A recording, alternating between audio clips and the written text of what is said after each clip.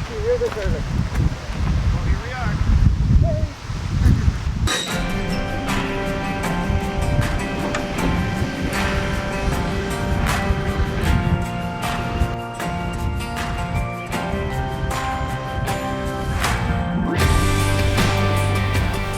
Hello and welcome to part 2 of How Not to Build a Garage. In this one, we're going to show you the excavation and the pouring of the cement.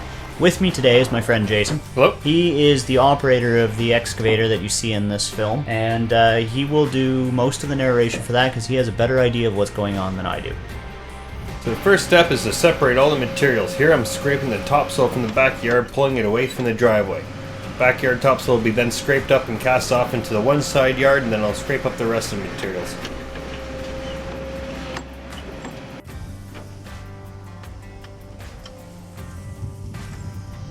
As you can see here, he's done quite the job scraping up most of the topsoil and piling it separately, but now he's off working on the front lawn. Carefully scraping above the cistern as to expose it without damaging it. The cistern will be relocated later.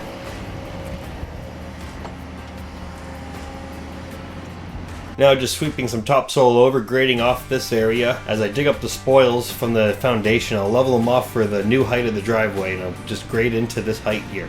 Now I'm sure not everyone's seen a bucket working sideways. What do you call that, Jay? That's a rototilt bucket specifically. Rotating bucket or indexer is also a common name for it. And what are the advantages of a rototilt or an indexing bucket? The advantages are it allows me to do a lot of different styles of digging from the same position. I'm able to dig flat, the machine's on a slope, I'm able to reach around corners, dig on an angle, all from the same spot.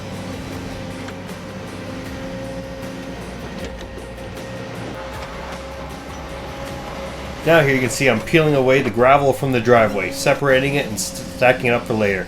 Taking nice careful scrapes to make sure I don't find any pipes of sorts. I'll dig up as much gravel as I can without getting too much dirt into it. I've left most of the footage of the driveway removal in just because I wanted to show the world how much gravel is actually in a country driveway.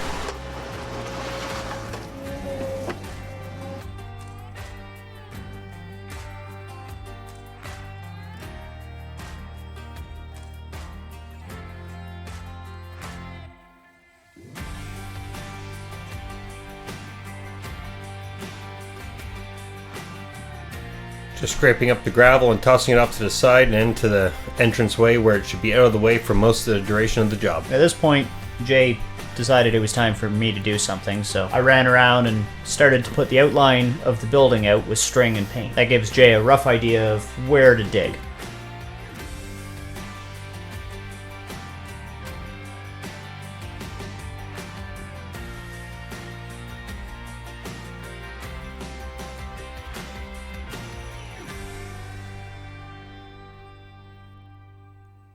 And here we are finally starting on the excavation of the garage itself. Right now I was just digging myself a level spot to sit so I can dig away the topsoil away from the house. Trying to keep all the different materials separate, as there's no such thing as a bad material, just a bad place for it.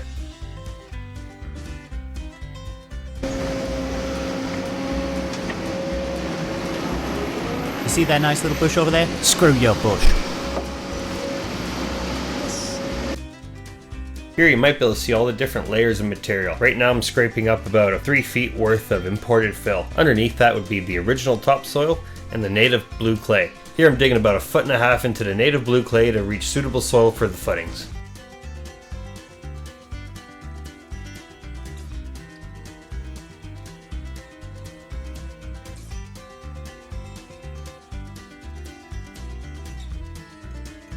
So as I'm digging along, I'm just shaving the down dirt closer and closer to grade, and Kevin's coming and marking where I'm at grade.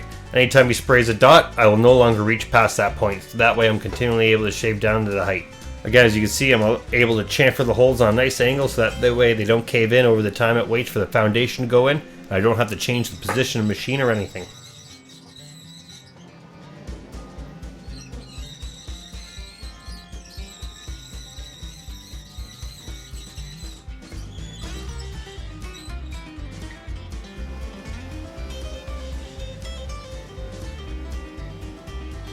Now I'll have to dig the new cistern hole. Again, you should be able to quite easily see the different layers of material. There's some sandy imported fill. Again, that dark soil is the original topsoil, and again, 1.5 foot down into the native blue clay. Ideally, you would want all your topsoil scraped up at the very beginning of any job, that way it's saved for later. Topsoil is an expensive material to import in. Also, with the fact that this topsoil is buried deep underneath, it is channeling a large amount of water into the foundation. And I think that's one thing that most people forget about. Don't bury topsoil. Most people seem to think dirt's just dirt.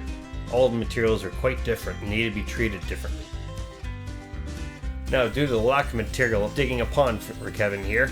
That way we have excess material for backfilling the garage and such. This blue clay will be an excellent backfill material for the inside of the foundation. At the moment though, it is quite wet and heavy, therefore I'm just taking small buckets as I go. And at this particular point, I went and retrieved the second camera to see how much footage we had. Didn't go as planned, we'll say.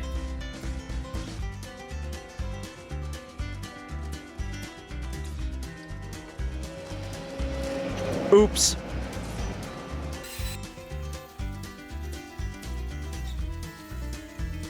We lost hours of footage from that, and it would have been a very cool viewpoint for you guys, but there's not much we can do about it with a crushed camera. Also, some other footage that was lost. We'd taken a fair bit of this material from the pond and we laid it down the driveway about 2 foot thick. I graded it off quickly with the excavator, then Kevin went and packed it all down with the skid steer. Then we were able to take the gravel from the driveway and lay it over top. Here you can see the driveway at its new height brought right up to the fresh hole. Here you can see the center of the hole left in place as it will reduce settlement and help hold up the new floor. Now the new footings are in place, and here you can see on the far wall we came in at inadequate soil and needed to go a bit deeper, therefore the reasoning for the step footing. So in this shot you can see where the footings have been poured, and a 2x4 has been used to put a groove in so that the wall doesn't slip off the footing after the wall's been poured.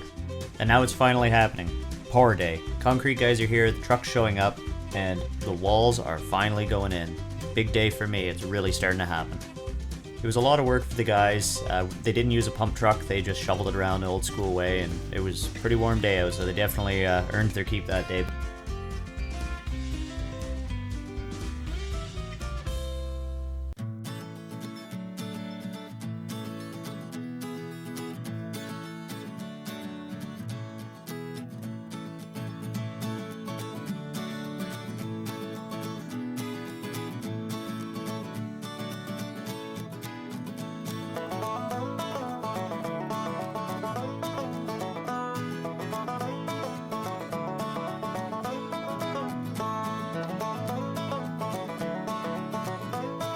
Here's the first form coming off the foundation, and you can see it looks pretty nice, but it's still wet green concrete. Not wet enough to fall, the chemical reaction's already gone off and it's solid, but it's still incredibly soft at this point. Concrete generally takes about 21 days to reach its full yield strength, or not even full 90% of its full yield strength. So the truck just left, and this is what I got. Nice concrete walls. At this point, I've hopped in the skid steer, Jay's long gone off to other things, and I'm struggling with the clay, as you can see. But that's what we're using to backfill the foundation, because it's the best thing you can use. Yeah, the material is the best stuff. You don't want to put topsoil inside your foundation, all that. You just want nice clay. Here you can see Kevin's just building up on the one corner, trying to get the skid steer close enough so we can start dumping material on the inside. It'd be quite surprising how easy it is to break a concrete wall.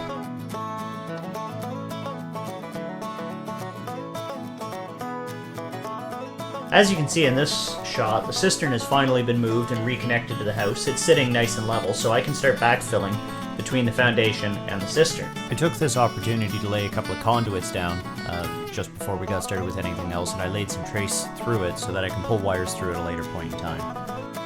The fill we had on site wasn't enough, so I had a contracting company bring me in a few loads of fill, and by a few I mean 15, and that adds up pretty quick, but it was necessary as where the cistern was located is now a gaping hole in my driveway.